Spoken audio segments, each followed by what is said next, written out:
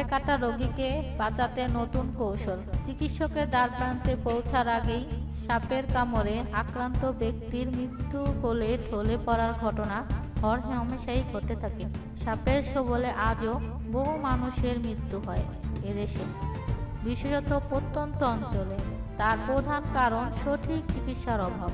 রোগীকে হাসপাতাল পর্যন্ত নিয়ে যেতে যেতেই ফুরিয়ে যায় গোল্ডেন আওয়ার, যে সময়ের মধ্যে প্রাণ বাঁচানো সম্ভব। জীবনদায়ী ওষুধ আবিষ্কৃত হলেও তার প্রয়োগ হয় না।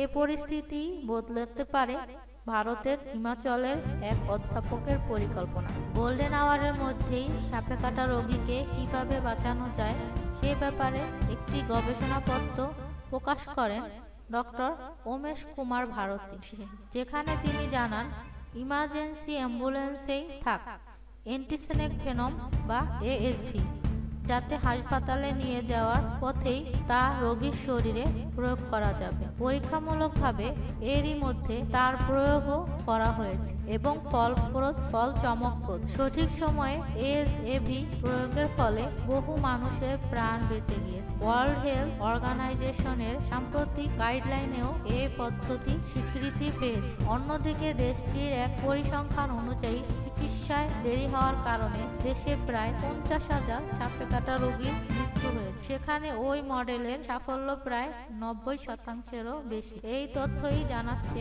ব্যাপক হারে বা সরকারি স্তরে এর প্রয়োগ হলে কত মানুষের প্রাণ বাঁচানো সম্ভব হবে।